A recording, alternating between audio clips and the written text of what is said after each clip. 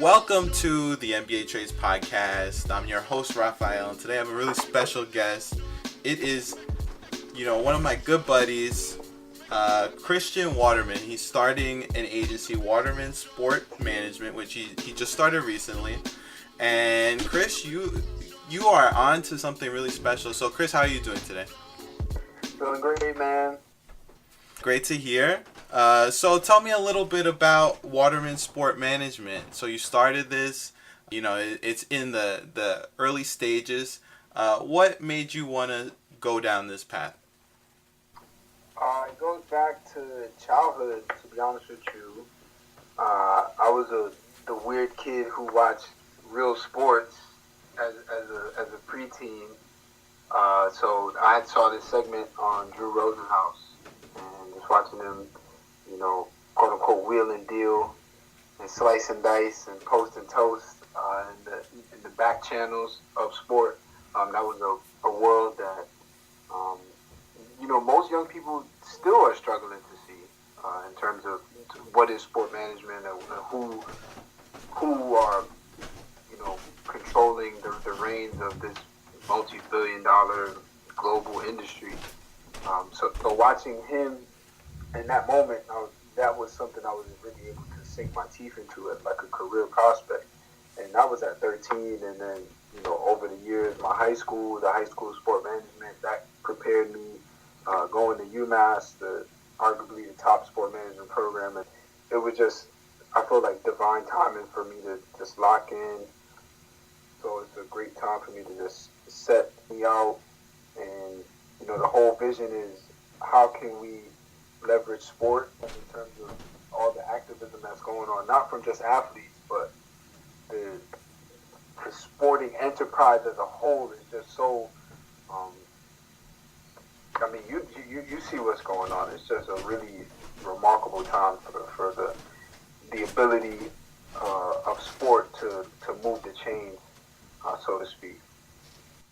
Most definitely, I think you hit on a lot of big points that right now is the time, and there's a lot going on, especially in the news. Just seeing, so. One of the interesting things I did in sort of researching your website and trying to get a look, you are running in the 45th annual Honolulu Marathon in support of the Allyson Whitney Foundation. How did that come together, and what inspired you? And also, as the second question, how is the training going so far? Because I know that training for running is definitely hard. Okay, I'll start in reverse. Training's going well. This was something that also happened upon at the top of this year. So I had the privilege of being on the road to December throughout the course of the year, as opposed to I feel like some people end up in a situation where they decide to run a marathon 6 weeks before or a week before. And to all you runners out there, don't do that. You know what I mean? You're putting that, or aspiring runners, you're definitely putting your and just run a marathon. 26.2 miles is no joke. Always loved sport as a child. Basketball is my first love, but I never was really an athlete growing up. I was always a big kid. I was about 1,000 people. You know what I'm saying? That was a spot where I could be, and I was able to really make that into something and lose all of this weight. And the true achievement is not just to cut the weight. You know what I'm saying? I think it's easier when you cut weight just to work out and you work it off. But I've been able to continue all of these years at around the same weight, 170, 180, and running a marathon is just saying so putting a stamp on that. I was able to really complete a transformation and achieve one of the the really. You know what I'm saying? It's one of the greatest feats for a non-pro athlete to be able to say that you ran in a marathon and completed a marathon. That's an amazing thing. So that's definitely an inspiration for me, and I hope my story can be an inspiration to other people who are struggling with weight loss or just struggling, trying to push themselves to the higher heights. So regarding the Allyson Whitney Foundation, when I happened upon Honolulu, that was because I missed the boat for New York, which is in November. So I'm like, oh, Honolulu, December, this is perfect. So we're gonna go down there, do a 2-in-1 honeymoon, and then I'm gonna run in the marathon. Allyson Whitney Foundation is a small charity located in Upper New York, and it was a no-brainer to me because the other few charities that I could run for were like much larger institutions, and I'm like, okay, Allyson Whitney is local, it's run exclusively by volunteers, and is raising funds for young adults who are diagnosed with cancer, unexpectedly, and just raising awareness for rare cancers. Allyson, she passed away in 2011 from a small cell cervical cancer. It was something that snuck up on her, and it's something that happens to thousands of people. And the unfortunate component about rare cancers is that there's, doctors oftentimes are, confounded. Like they have, minimal to no information about some of these cancers. And when you say that you're raising money or awareness for further research, that actually, now that I'm a little more versed on this world, that actually does mean a difference. The research turns into potential treatment, right? If we get something and then there's a treasure trove of information that we can reach to, then that, exponentially increases, our chance of beating that disease. But if there's no energy that's been put into, trying to crack this thing down, then that really, hurts, families. So I'm happy to be running for the AWF squad, really looking to make, a strong impact both locally and on the national level as well. Wow, that's great to hear. Hopefully it all goes well. Hopefully the training goes well as you continue on your journey. That's really, really cool and really commendable. So, I guess switching gears, which is sort of funny to go from it like that, but, Well, I got one for you. I think okay. the reason, or the beautiful thing, like what I'm trying to do with the agency in terms of fusing like philanthropy and humanitarianism with sport, I feel like me running the marathon for Allyson Whitney Foundation is a leadership by example, right? It's setting out that fusion between, sport and social consciousness, and it'll be a perfect beginning point for the world to see what we'll be doing moving forward as an agency. So when we start sitting down with families, we will have a portfolio of activity that we have done. You know what I mean? Yeah, no, that definitely makes sense because they both intersect, especially like what you're doing with that that they intersect, running, but also you're doing it for a cause, and also at the same time, it's something important, like you said, like doctors really need help trying to find that research to cure something like that, which is sort of, it's a rare form of cancer. So it definitely makes sense, now and also in the long run in terms of, what your goals are for the future of your agency. So it's definitely like a really, really cool idea. So here's the alley. So now let's switch gears to talk about one of the most active and philanthropic athletes of all time, to be honest. ... Carmelo Anthony, right? Yeah. One of the biggest trades of the NBA summer. And I think, like you hit on a really good point that he's really in an underrated way. I think a lot of people don't recognize it because of sort of this weird focus on what he does on the court. And obviously he plays for the Knicks, so it's the biggest franchise or biggest media market in the world, and so there's always going to be a focus on what he's doing on the court, and the fact that they're losing also heightens that. But looking at what he does off the court, he does do a lot.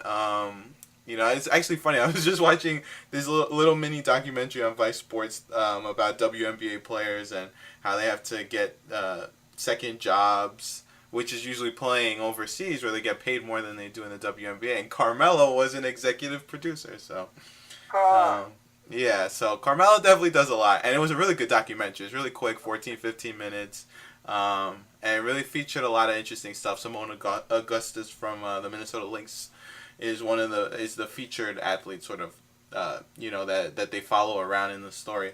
But anyway, getting back to Carmelo, so he got traded. I guess in a lot of ways for Knicks fans, like some people are like finally.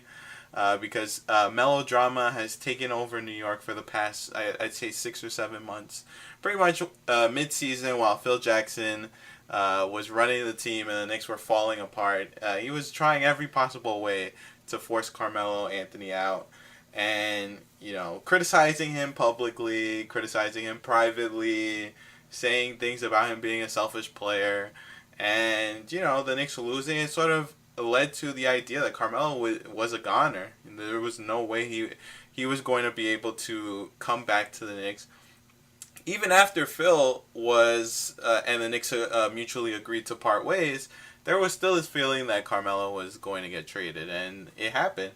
After numerous rumors of him going to the Houston Rockets, and it just never working out because the Knicks didn't want to take on Ryan Anderson's 3-year, $60 million contract, the Knicks finally pulled the trigger, and it sort of came out of nowhere. Oklahoma City Thunder, they've built a really nice little nucleus with Russell Westbrook and adding Paul George in a trade with the Indiana Pacers this summer. And so now they have a really nice core, adding Carmelo to their roster. So looking at it, I guess we'll start with the Knicks, because that'd probably be we'll start with the sadness, because this is sort of the rebuilding period of the Knicks. What did you think about the trade, looking back on Carmelo's entire time with the Knicks, and it's sort of just not working out, and looking at the future of where this team can go with Kristaps Porzingis leading their roster right now? well, given the late date, I actually was thinking that it was going to work out. I thought that we would be seeing Melo in training camp and Melo in preseason and Melo, as the veteran within this new Knicks roster. Even though when the new president wrote the blog post a couple weeks back, he mentioned a lot of people, the young point guard Hernan Gomez, but he didn't mention Melo, so that was pretty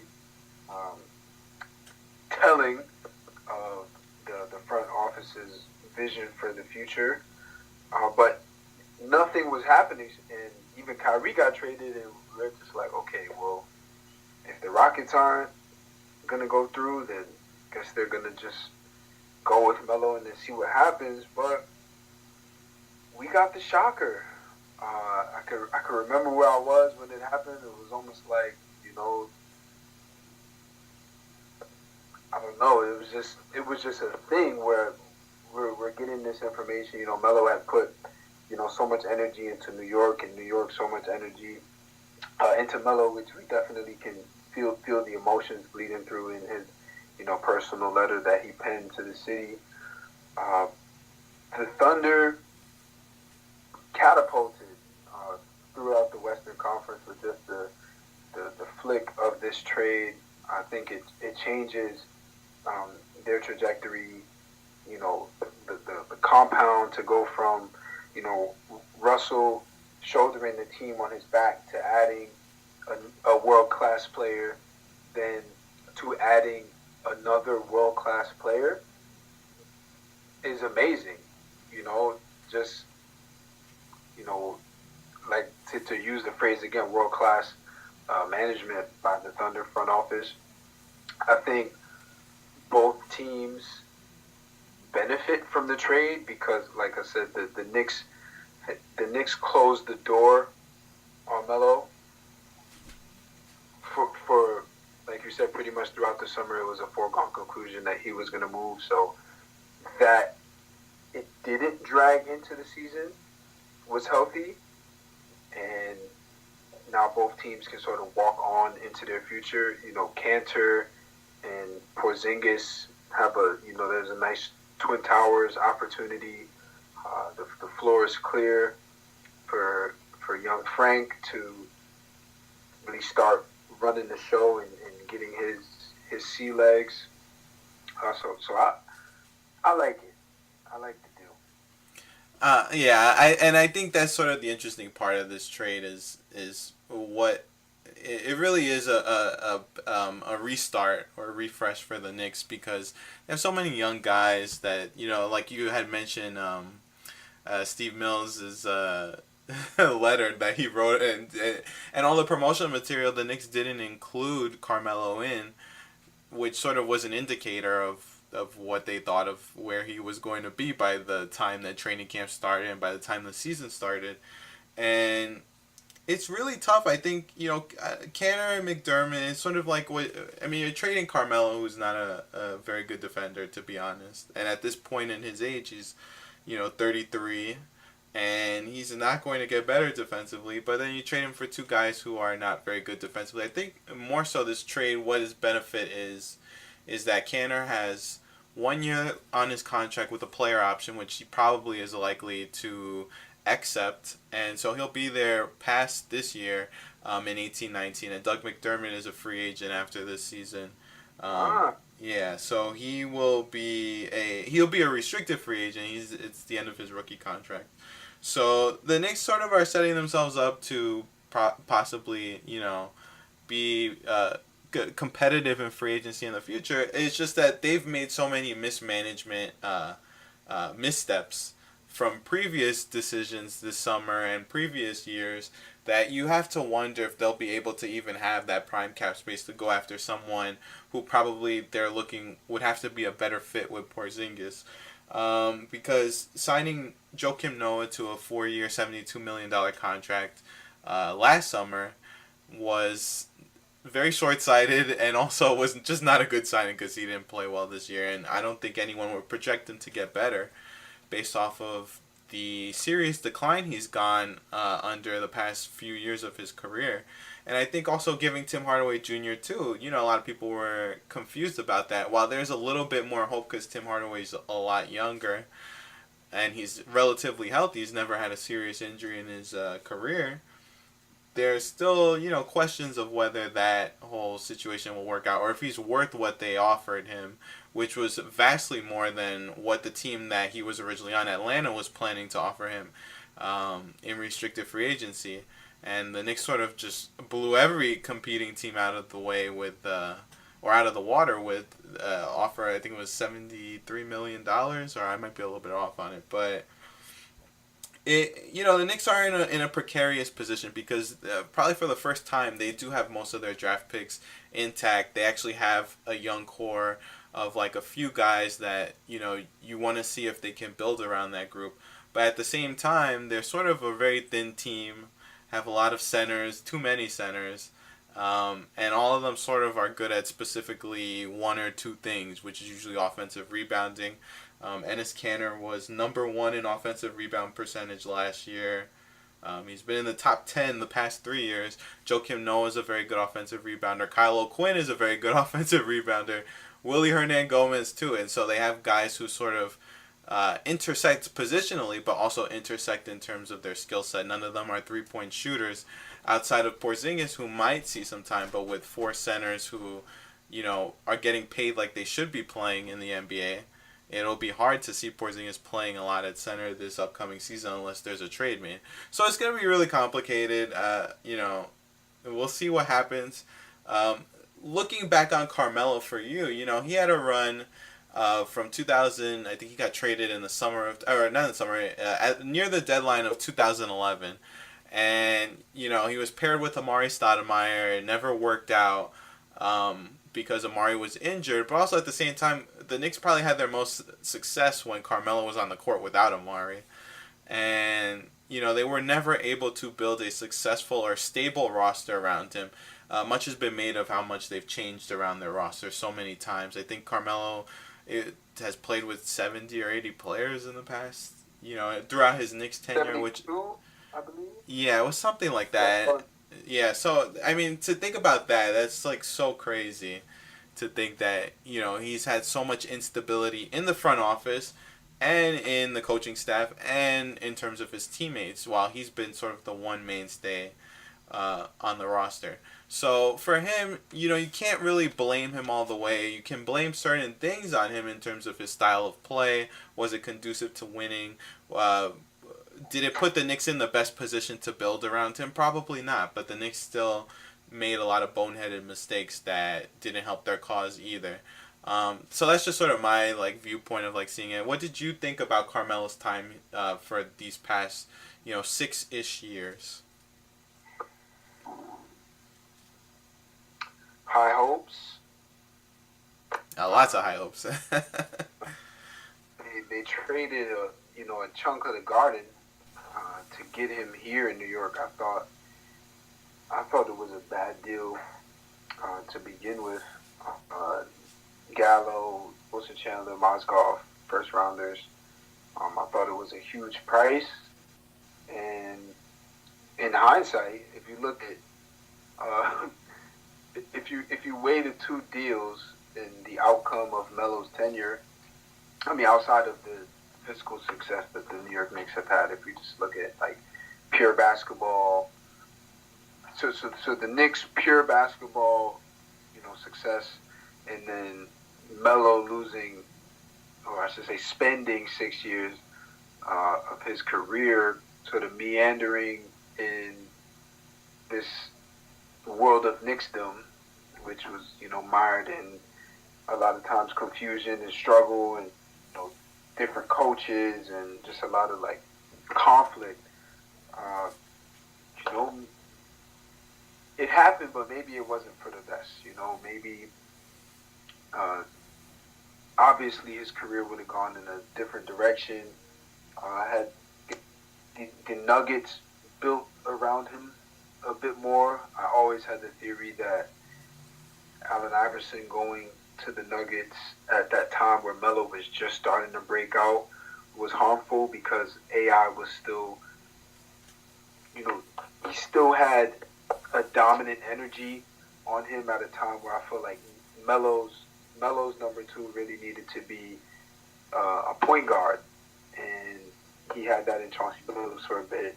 And then when it came to New York, it translated to a degree, but Melo and Amari are both talented forwards who struggle defensively. So that was always an issue. And while Melo gets this horrible rap as being a quote unquote bad defender, he's one of the he's going to be in the Hall of Fame. He's one of the best basketball players. Top 100, maybe even top 50 all time. He's the greatest USA basketball player of all time. By the numbers, leading rebounder, leading scorer. So the question is not whether or not he's capable of playing great defense. He's capable of it. Do we see it with the consistency that we, herald from, all class defenders? Not necessarily, and I think that has been the issue where, but his focus is that, he's an amazing scorer, right? And as well, what we're going to be seeing from him moving forward, it was just announced that he's going to be starting at the 4 with the Thunder. We're going to see, more of that, let's say like a Chris Webber type of energy, right? Someone who's really skilled with the basketball, either in the face-up or the back down, and able to really be facilitator with his back to the basket, hitting cutters, hitting, PG open, just really being in a perfect situation for him at this point in his career. I think he's been reiterating that the whole Thunder team is just has this aura of positivity around it right now, because really, all especially in the West, but I was going to say all 29 teams should just be feeling like they have nothing to lose right now. The Warriors are perceived to be so far and away better than every other team. Then if you're in training camp right now, you should just be, putting the pedal to the metal and really believing in giving your team and your season the best shot. And the Thunder are one of a handful of teams that really could look themselves in the mirror and feel like they honestly have a chance of dominating the Warriors in a 7-game series. And just a few moves really changed that landscape. It's really a beautiful thing. Do you think the Thunder, with the three of them, three stars who need the ball to succeed, do you think that they will be able to? I know a lot of people probably would say, like, as a counter would be Carmelo, how he's played in the Olympics and how he's been able to, play off of other players when he's played with better talent, like in the Olympics. And, Paul George, too, his ability to, come off screens and hit shots, probably would flow well. But, Westbrook, too, he had, coming off of a season where he had such a high usage rate because they really didn't have anyone else who can create their own offense. Playing with him, probably Oladipo was the second best offensive creator on the team. How do you see the three of them sort of fitting with the ball? Well, I think it's unfair to say, well, just because they have 3-star players that need the ball, they're going to struggle. Just like any, new team coming together, I think we saw it sort of more marked with the Heat, where you had LeBron, who is a ball-dominant facilitator, coming into a situation where it was quote-unquote D-Wade's team, and they took that entire first year to really figure out what was going to happen. Chris Bosh went from being the number one option to, the third support, and that's something that had Kevin Love's name in trade talks throughout, the vast majority of his Cleveland tenure, but he has continued to find his role, just like we're going to see Jay Crowder have to figure out, and not just Jay Crowder have to figure it out, but the Cavaliers and Jay Crowder having to figure out, well, how does this work? How do we look with IT at the point as opposed to Kyrie at the point? So, as training camp day one, they went through drills and scrimmages and learned more about each other, and the coaching staff took plenty of notes and came up with new ideas that were based on the Thunder as is, as opposed to Russ as an individual, PG with the Pacers, and then Melo with the Knicks. You know what I mean? And I think that's going to be the key. How quickly can that team gel? How innovative can the coaching staff be on running sets that allow, maximization of each player? I mean, it's important to see them, as a big four as well. Not leaving out Steven Adams and the important role he's going to play as the. Yeah, it's I mean it's gonna be hard because, like you had mentioned the Heat previously. It took a while. I was interested to see like how they're able to. Will they be able to hit the ground running? Will they be? I mean, they probably will the first game. But I'm interested to see like how they're able to make their lack of 3-point shooting outside of probably Carmelo, and interesting to see on offense. Well, I think even within what you just said, right? If one of the Thunder's go-to plays is Russ attacking a basket, and you just said these two stars are, the supporting cast, and Russ drives, that draws the attention of like 3 to 5 defenders on any given play, which is, what creates the danger with the Warriors, where you can't really leave anyone, depending on who's on the floor. You can't leave, you can't leave an all-star, right? So the Yeah. Thunder the Thunder having this new makeup, it's definitely a beautiful thing in terms of you know reshifting the competitive balance a bit in the West after KD's departure from the Thunder. Yeah, it's gonna be a really interesting season, and I think this trade was sort of a microcosm of the NBA right now. It's sort of crazy. I mean, Carmelo was an all-star. He gets traded, and he joins a list. And when I say a list of all-stars that moved via free agency, trade, whatever have you. They are on a new team wearing a brand new jersey, and that includes Jimmy Butler, Paul George, Isaiah Thomas, Kyrie Irving, Gordon Hayward. Those are just a few to mention. And I think what's really been amazing is seeing all of the player movement, thinking of DeMarcus Cousins getting moved at the All-Star break last year. And also how people are talking about the possibility of Anthony Davis, when his free agency situation pops up, will the Pelicans be forced to trade him if they can't prove that they're able to win? And also how that affects DeMarcus too with the Pelicans. So there's a lot of player movement. A lot of players want to team up. A lot of players want to play together. We saw Kevin Durant join Golden State last year, get criticized, and then make up his own Twitter account this summer and have fun with that. But getting back to it, there's a lot of players who are looking to win, trying to cement their legacies as champions, or at least guys who got close to it, and they're leaving situations where if they don't see any light at the end of the tunnel, they're not going to stick around to be the lone star on a bad team or a mediocre team and wait it out.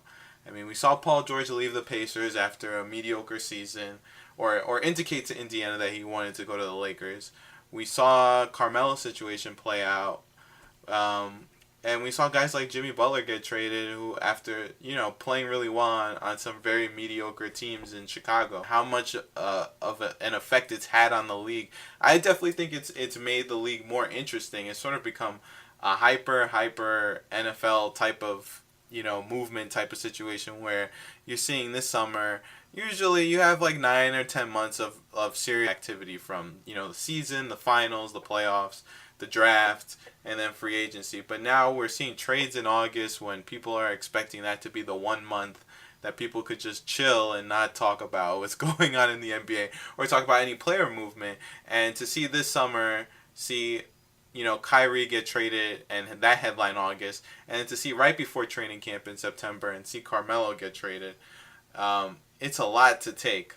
What do you think about the impact of all of these superstars and all-stars moving from team to team, and and the effect it's had on the NBA?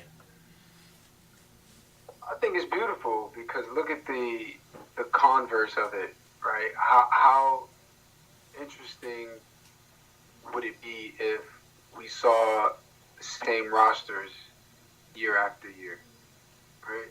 That would limit the growth potential. New stars coming into the league via the draft, new brands.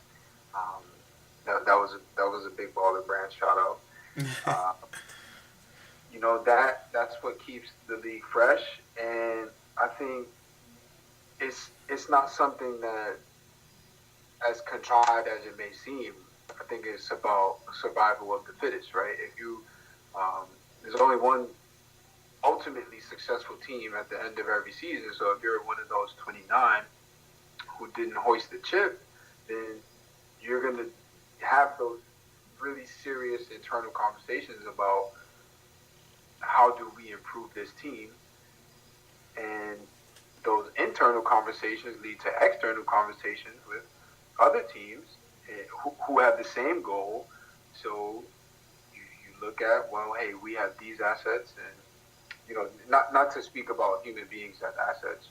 We have these players who may benefit your team, and Team B says, yes, we have these players and X draft picks and X amount of cash. Let's make this happen. And yeah, is it? And I mean, I think that's a really interesting point. Like, teams want to make the moves I mean, you're trying to get better. At the end of the day, that's a really important part, and as teams try and get more competitive, is going to be harder. I think also, players taking ownership too of their own situations. I think one of the most interesting things I've heard over the past, I guess maybe from Media Day, yesterday, to see LeBron, I think he got asked by one of the reporters about, his free agency situation looming this upcoming summer. Everyone thinks he's going to the Lakers. And he just sort of said, you know, I always look at free agency as a business. Like, a lot of people, like, he said that he loves it in Cleveland, and he plans on finishing his career out, but he has to look at it from a business perspective. If Cleveland isn't where he wants it to be, then he has to put the foot on their neck to make sure that they're going to do what he wants them to do. And that's sort of him using his leverage as the best player in the NBA, the guy who you could put on any team in the league right now, and he'd turn their fortunes around vastly. And you could look at almost any team, and they'd be talking a completely different tone when they add LeBron. And so he's used that power on the court as leverage off the court to command a team like Cleveland to do what he wants them to do. And rightfully so. I don't blame him for it, because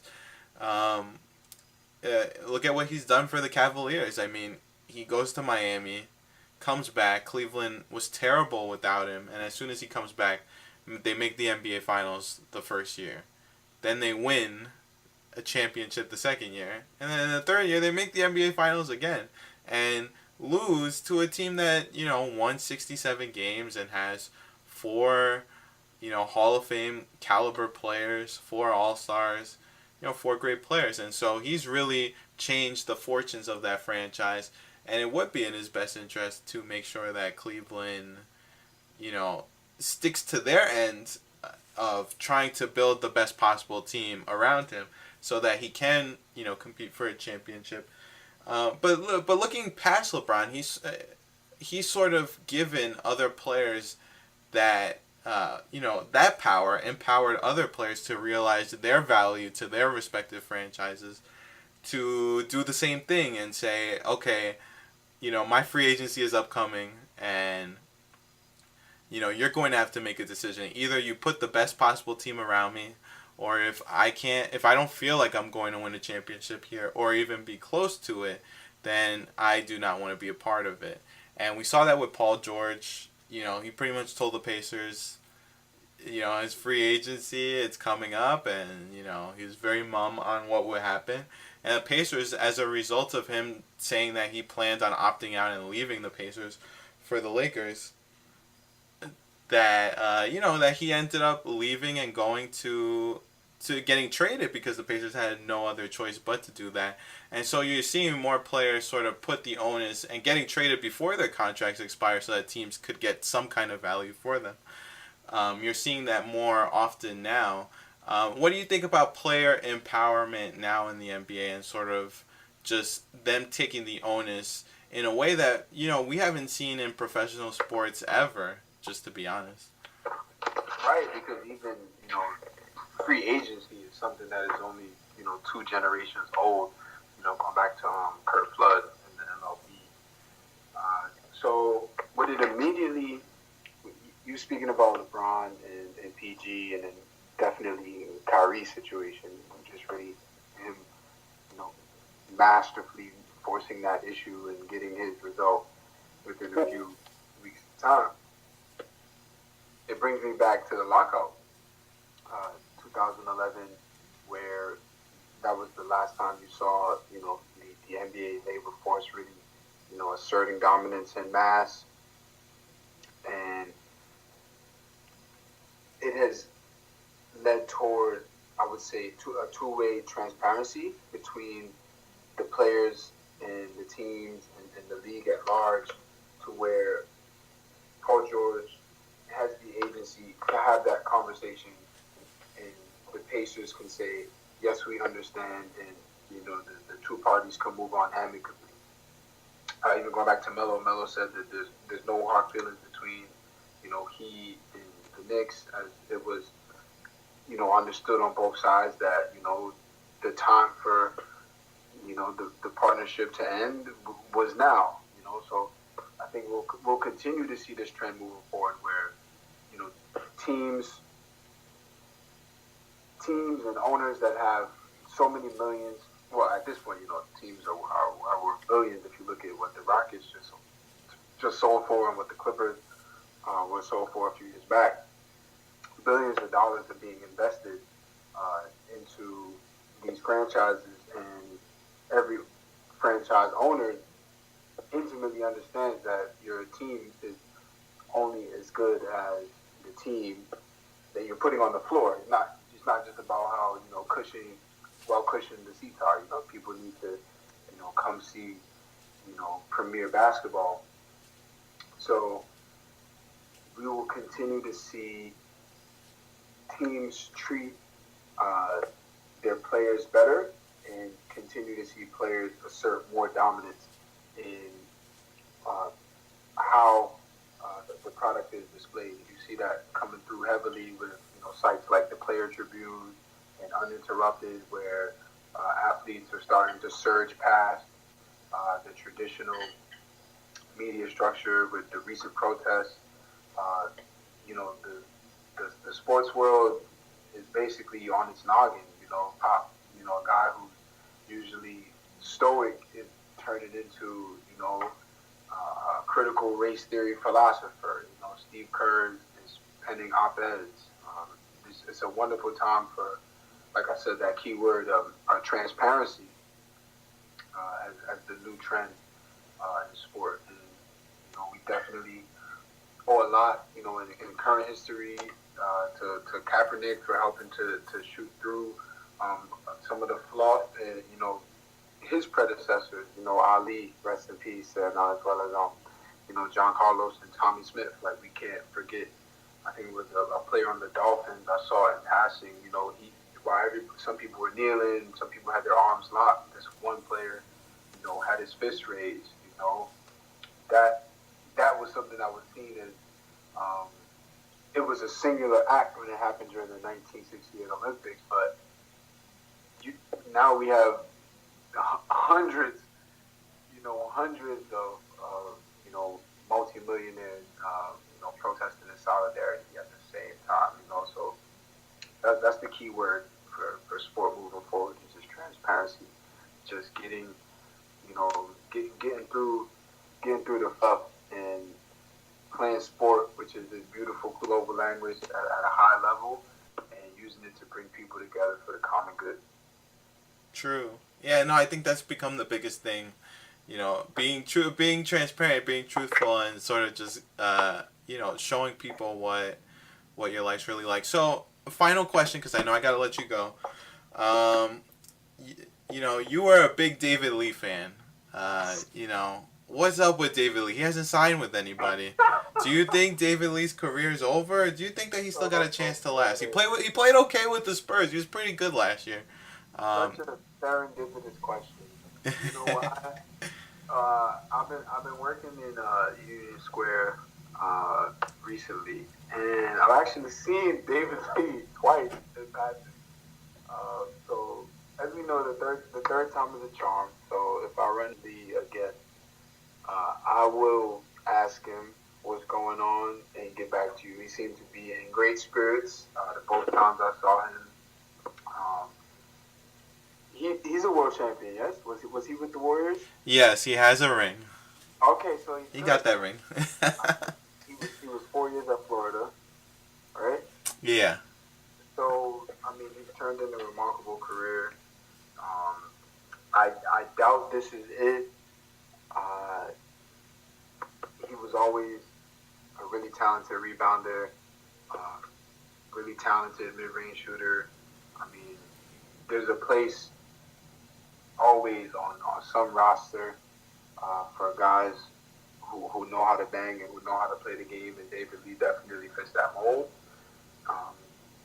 We could easily, see him transitioning into, a player support role or even an assistant coach. But yeah, man, the sky's the limit for David Lee, man. I know. I had to ask. I mean, the guy, like, what's going on? He should have gotten some kind of camp invite at least.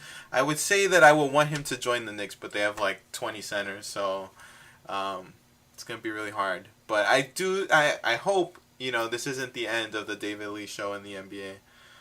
Chris, thank you so much for coming on the NBA Trades podcast. Really appreciate it.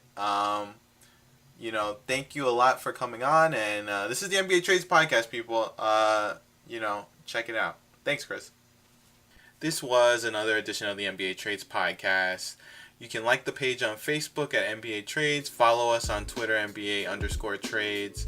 You can also listen to the podcast on iTunes and also on Stitcher and Google Play. So thank you for listening, and peace.